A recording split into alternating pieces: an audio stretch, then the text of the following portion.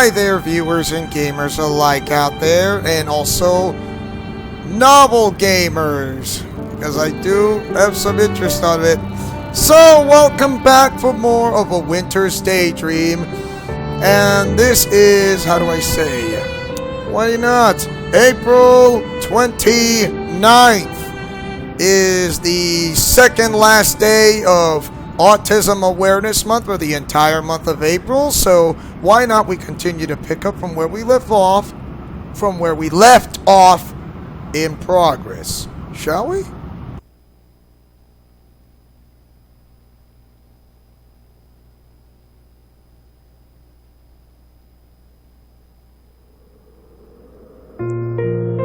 It isn't snowing outside, but it is rather cold. I can hear a bitter wind blowing against the window panes, making them rattle. This old wooden house is poorly insulated, and the cold air. Hate it when snakes in through gaps and cracks. This air swirls about the living room, nipping at my fingers and my nose even as I try to burrow the lower half of my body beneath the kotatsu. I pop a segment of orange, now devoided of white pith, into my mouth and chew slowly. My teeth break the translucent skin of the orange and its juice flows freely across my tongue. It's sweet and syrupy, and I think it'll taste even better with tea. I watch mutely as my grandmother bustles off to the kitchen. Though she's a young lady now, younger even than me, her movements still remind me of my grandmother's. They look less painful, her back no longer bent double and her feet no longer shuffling. But she has the same dreamlike sway to her step. It's almost like she doesn't quite inhabit the same world I do. Maybe for now, she really doesn't. I don't know what mysticism turned her into a young lady again, but I do wonder. Will the magic work once more when we go to the shrine? Will we really see my grandfather? I suppose it's always possible. Stranger things have happened. My grandmother and I sip our tea for a while in companionable silence, while the wind continues to howl and moan outside. Then, when all the stars are twinkling in the sky, my grandmother decides to get changed into her kimono. She exits the room, leaving me with my third cup of green tea for the evening. I savor it slowly, letting the tea slide down my throat and into my stomach. I swear, I can feel it diminishing the subtle chill of wintertime. There's nothing quite as replenishing as my grandmother's tea. While I drink my tea, I glance out the window curiously. The stars are well and truly out now. They hang over this small, sleepy village silently, all watching us from above. Those stars are boiling, burning masses of plasma. They look oddly cold and alone, stranded up there in space. They twinkle prettily enough, but there's something almost lonely about them. They are two particularly bright stars shining away in the sky, even more magnificent than their rather more distant cousins. I think they are called Polaris and Capella. Running between these two stars should be the Giraffe Constellation, a curious collection of stars that, supposedly, make up the shape of everyone's favorite long-necked mammal. When I was a very young lad, my grandfather tried to teach me about the stars. I was never all that interested, but he engaged me on the subject enough that quite a lot of it stuck. He told me that the stars were romantic. He said the vast, most unexplored annals of space had gripped his heart from an early age and refused to let go. He didn't fuss about things like green men or unidentified flying objects, which is UFOs. He told me space was amazing enough without introducing any what-ifs, such as Halo! You know, Halo. The series! Halo. My grandmother's always been fond of the stars, too. I think grandfather was the one who taught her about them, just like he taught me. He might not be here anymore, but the knowledge he imparted to me and my grandmother lives on, forever shining. I blink. Polaris is particularly bright tonight. I've become rather proficient at spotting Polaris thanks to my grandfather's tuition. Sorry, I was going too fast there, and I remember that when you can see Polaris, Capella is only a stone's throw away. Then, there's the giraffe. That's something I've come to like about stars. They don't really change, and when they do it so incrementally you can't notice. If you're standing in the right place during the right season and all the conditions are right, you'll always be able to find the stars you are searching for. They are just like old friends. Yes, I have autism, okay? So that is what I have. It's a gift and a curse. Thank you. Polaris and Capella. And over there, a little further back, would be Betelgeuse. This star, burning a fierce yellow in the patchwork of space above, forms one of the corners of the constellation Orion, with Rigel in the opposing corner. I was about to say center, but I said corner. Thank you. I wonder if I can see any constellations. What about the Winter Diamond? If my grandfather was with me, I'm sure he could find them. As I peer, scouring through the sky, the scent of green tea slowly permeates the room. I can taste it on my tongue every time I breathe in. Green tea, the faint aroma of wood and snow. The stars aren't alone anymore. Framed against the black, twinkling backdrop are small flakes of powdery snow, gently drifting and pirouetting down towards the earth like a shower of white flowers. Now, I can't help but to ponder.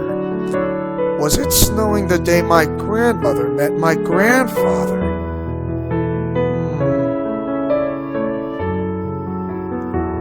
I can hear a soft voice calling to me, drawing my thoughts away from galaxies. I turn my head. Whoa! Jeez! Oh! There, standing in the doorway of the living room, is my grandmother. But she doesn't look like my grandmother. She has a shy smile on her face and her head is downturned, her dark hair cascading over her shoulders in a wave. As for her kimono, it's beautiful. It wraps about her body, concealing her curves. She's straight up and down like a Kokeshi doll, almost featureless in that traditionally Japanese way that denotes simple feminine beauty. And I love it. She's absolutely beautiful in that kimono. When I was reading and doing this before I started this Let's Play, I was shocked and blown away. I mean, it's absolutely amazing. Wow. The kimono was a perfect find, despite being almost a century old. It's a soft, pale pink decorated here and there with flowers. The sleeves are very long and graceful, and they swish with the slightest of movements.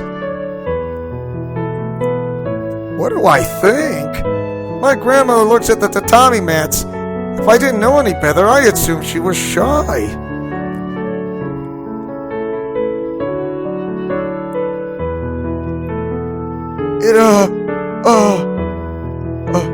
I frown, staring, because I don't quite know what to say. What can I say? It's hard to believe the woman standing before me is my own grandmother. I've never seen her look like this before. Young, carefully made up, and full of life.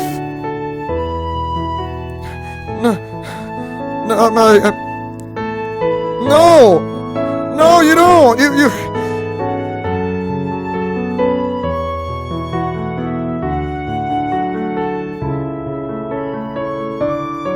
No, that isn't it. I don't think you look bad, really. Like I said, you look absolutely... I think so anyway. Not that I'm a great judge, but I overheard what I hope is a reassuring smile. You look nice, in my opinion at least. I don't really know how much it's worth, though. Relief floods my grandmother's face, making it look prettier than ever before. Standing in the doorframe, contrast against the plain cream walls, she really does stand out like one of the brightest stars in the night sky. Brighter even. Betelgeuse has nothing on her.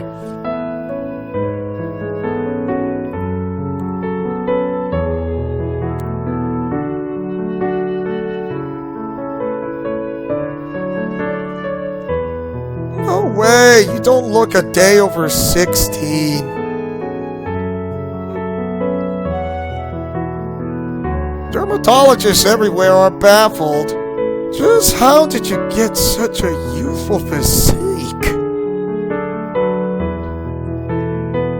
My grandmother pretends to ponder, holding one finger against her lower lip.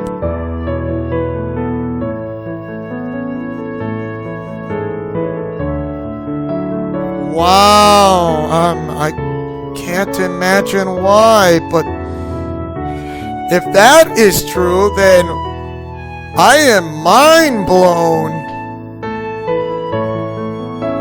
I think it is.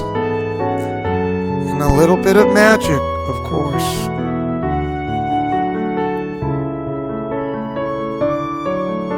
My grandmother fingers the pattern of her kimono, her expression thoughtful.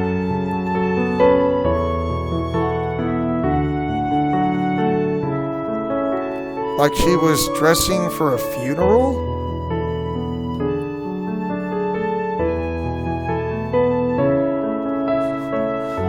Really? She'd be livid if she knew that you were wearing pink in your 80s? I don't think black would suit you. It will make everything seem too somber.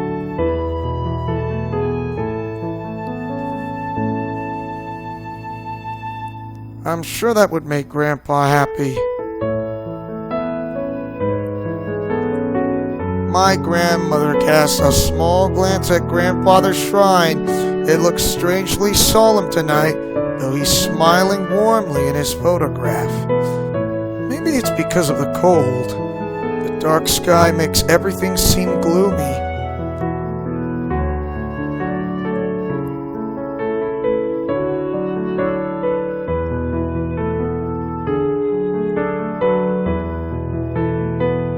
Well said. Grandpa was so full of life, it's hard to believe he's really gone.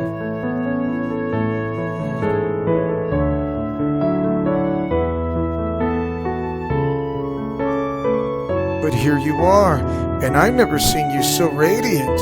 You got a youthful glow I can't quite put my finger on. My grandmother silences me, but she's laughing. I know she isn't really upset. Not anymore, at least. This night is far too special to allow ourselves to wallow in what could have been. It's the same as space. Like my grandfather said, space is such an amazing, magnificent place filled with unexplored and uncharted stars, planets, galaxies, that it's silly to fixate so much on the possible existence of aliens. Why worry about that when there's already so much incredible star stuff to ruminate over? Yeah. What is it? Tighten your obi?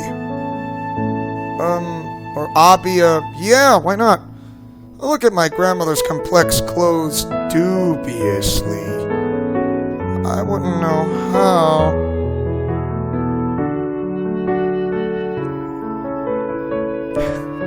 Yes. Stop trying to blackmail me.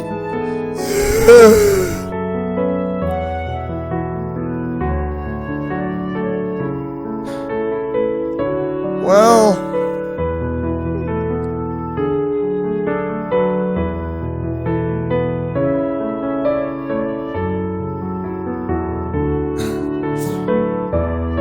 I can't argue with that, but you did got better.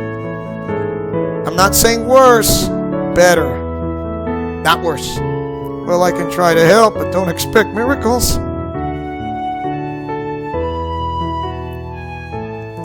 Well, alright, I'll give it a look, but don't expect too much. I'm not an expert. I get to my feet with no small amount of effort, was getting pretty cozy beneath the kotatsu, and walk over to my grandmother. I stand behind my grandmother and examine her obi, or abi.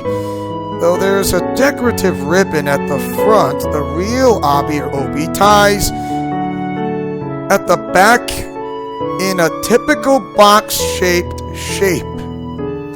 Now that I look at it a little more closely, the ribbon does look a bit skewed, but I'm not exactly sure how to remedy this. I reach out with my fumbling fingers and try to adjust the ribbon.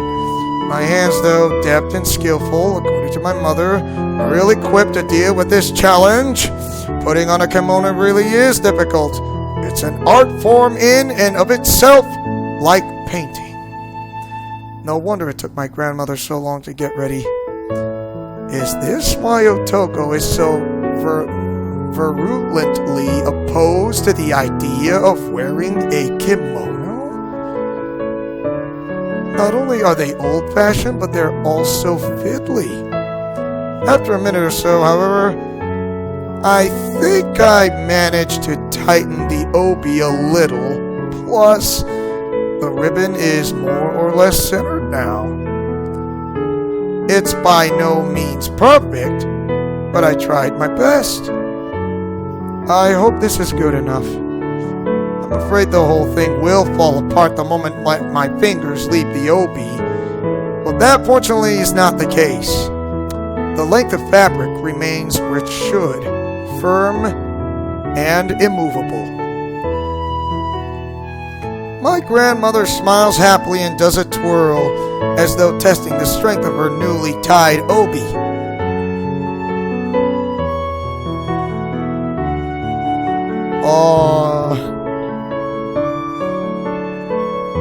Don't spin around too much or it might come undone. I don't want the fruits of my hard work to be ruined.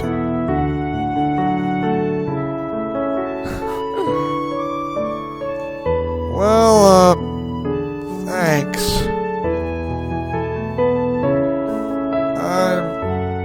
Whoa! Heads up! Well, what do you know? With a small smile, my grandmother kisses me swiftly on the cheek. Won't you look at that? There you have it, you! It's no surprising you're a ladies' man for the rest of your life.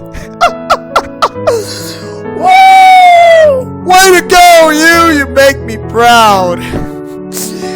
If, you know, your mother and I would be so proud of you. Aren't we, Egon? I'm sorry. Now I know how Peter Venkman feels. But this is so kawaii. I love it. It's like, oh my gosh, this is just absolutely adorable. Now that is what I call a best couple picture. Somehow, somewhat, sort of. But I love it. I don't care, but I love it. But I love this novel game story so much. I'm never gonna get tired of it. My grandmother used to kiss me a lot when I was younger. I wasn't a big fan of her kisses, particularly when her lips were so dry and she smelled so strongly of hinoki wood. She still smells a little of hinoki wood. It's a distinctively musky aroma I remember from my childhood, but it doesn't bother me now the way it used to. In fact, it's rather comforting. Though that young woman standing before me looks completely and utterly different to my grandmother, she's still the same person deep down inside. No matter what she looks like, that fact will never change.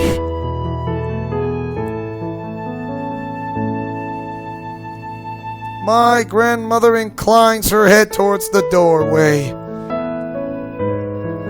Right, you wouldn't want to keep Grandpa waiting. My grandmother casts a plaintive glance at my grandfather's shrine.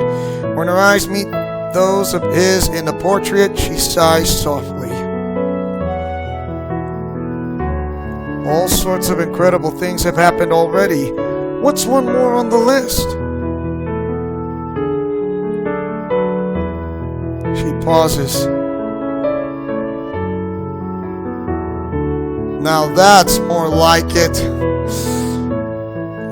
I still have that friendship is magic within me, though. My grandmother bows her head in grandfather's direction, her hands pressed together at her front.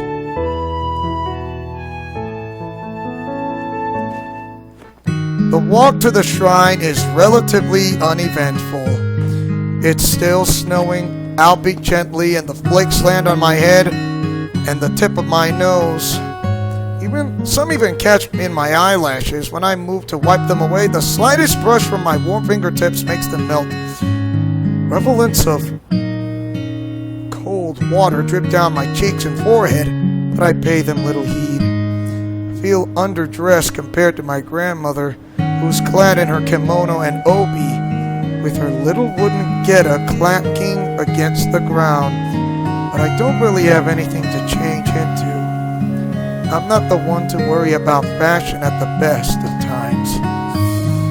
And it's not as though I'm going out on a date. Are you?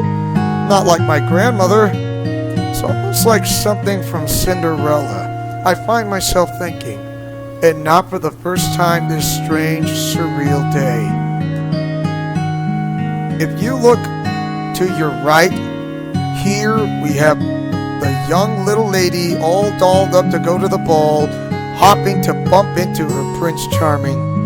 But this is reimagining of the well-known, much-beloved, familiar fairy story. The beautiful gown is a kimono from the Edo period. The ball is a small shrine tucked away atop a flight of stone steps. And the prince, that would be my grandfather, Saotome Yukinari. I never thought my grandfather was particularly princely when I was little. There was nothing regal whatsoever about that old man in his faded hakama with bristles around his chin, who talked with, enthusiasm about the stars and spat out watermelon seeds into the front yard when he was eating. But maybe he looked like a prince when he was younger. When he first met my grandmother and stole her heart, the stars above mixed among the gentle droplets of falling snow twinkle. Away from the confines of my grandmother's old home, I can pick out more stars than I could before. Betelgeuse shines with renewed light, and Capella is more vivid than ever. And though it's trying to outdo all the other stars in the sky, that makes sense. It is the third brightest star in the northern hemisphere, just behind Arcturus, and Vega. I glance about curiously, searching for constellations. Which ones are easiest to find in winter? There's Gemini, Taurus, and... Exhale softly, my breath escaping from my lips like steam. I finally reach the stone steps that lead to the Jinguchi Shrine. The stone steps are frosted over with ice. They look steeper than ever beneath the stark light of the full moon. Dangerous, too. I turn to my grandmother and ask, "Are you sure you'll be alright?" She says, "Don't worry about me." And because she replied that, her face was taut with concentration. But if you slip on the ice...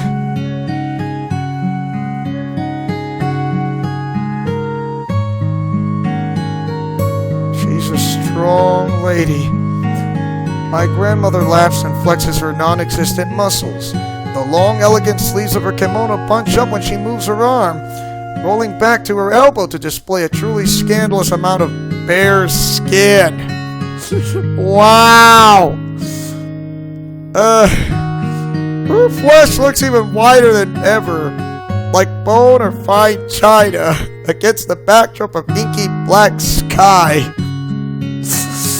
Why do I get the feeling I'm going to imagine that in the Ultimate Arkham universe for those who are trying to get me to marry me in the Ultimate Arkham universe? Yes! But even that is true, but that's a different topic. That's another topic for another time, okay? So right now, back to the story.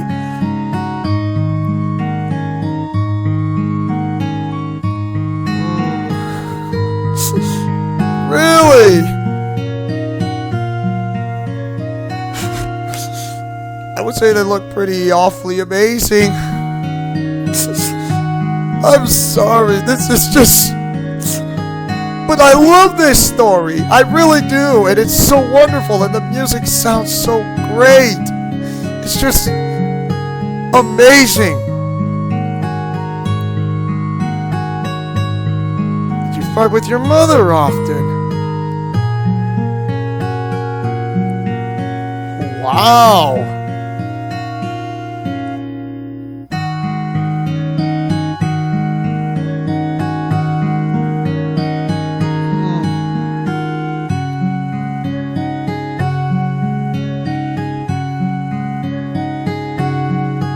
And you did, Umeko.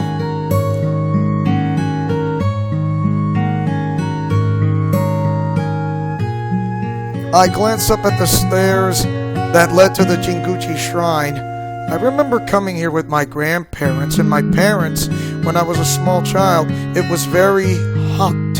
I think it was summer back then and there were insects everywhere.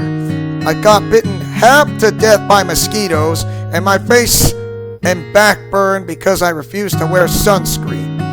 After a few days, my skin started to peel away, and Otoko shrieked and said I looked like some sort of monster. Otoko spent much of the time climbing those stairs, complaining. I, meanwhile, tried to count them. There were 76 all told. 76 stone steps leading a small, unkempt shrine overrun with weeds that hardly anybody ever visited. The box for donations was completely empty even back then. This was more than 12 years ago. It really has been a while. Definitely. My grandmother she says that ponderously, eyes filled with all the stars of the night sky. When was the last time you came here, I asked.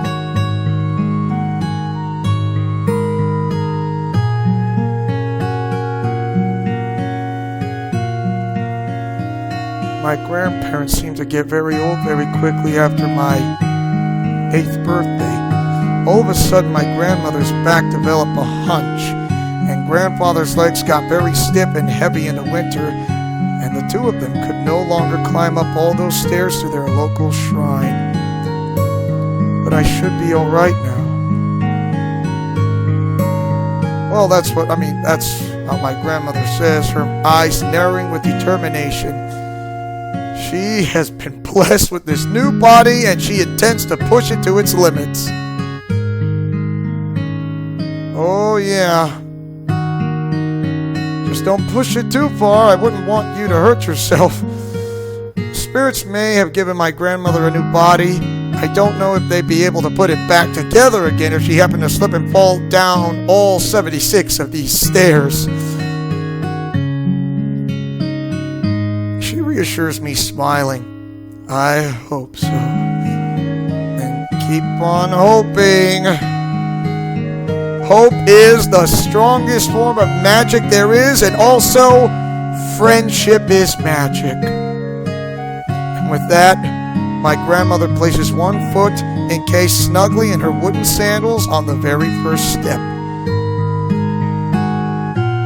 These stairs are dangerous enough to navigate during the day, but that becomes doubly so at night, particularly now they are coated with a faint veneer of ice. These stairs don't have any handrails either, which is an added hazard. Still, despite these inconveniences, we are able to keep our balance. I follow along behind my grandmother, watching her back closely in case she trembles, but she remains surprisingly sturdy. I wonder if her kimono is difficult to move. It looks like it might be constricting, with the fabric wound so tightly around her body, especially her legs. She can't move them too much, but it doesn't seem to be a problem. Her neat, nimble stride doesn't falter. I've wondered where she's drawing these reserves of energy from. Maybe it's the thought of seeing my grandfather again, or maybe it's something even more inexplicable than that. Some kind of magic. The stars hang above me, bright and luminous in the velveteen sky. Capella has never looked more breathtaking. I think it might make a nice photograph. Thinking about it, I should have brought my camera to my grandmother's. I wasn't in such a hurry to get away from my little sister. It slipped my mind. Some of the members of the photography club back in Tokyo would love to see a few shots of her quiet, snowy village too. Oh well, I can always take some photos when I get back to my parents' house. And I think this is a great stopping point from here on out. And don't you worry, we are going to pick up from where we left off. And thank you guys for watching. And don't forget to like, comment, favorite, and subscribe. And tell me, what do you guys think of A Winter's Daydream? Do you like it or hate it? Mash that like button or share this video if you guys love novel games such as myself. But I do love this. I mean, like the slice of comedy, slice of life, slice of drama, a slice of romance. Everything is, oh my, it's well done. It's so campy. It's perfectly well done. And also, tell me, what do you guys think about this? So, celebrate Autism Awareness Month for the entire month of April for the last and final time on April 29th. Wearing the colors red, yellow, and blue. Of course, it will be April 30th, and that would be the last day, of course. So anyways, Godspeed, play safe, and shalom. Remember to fight with honor, love, truth, and justice, and also friendship is magic, because there will always be friendship is magic at the end of the tunnel. See you guys next time for more of A Winter's Daydream.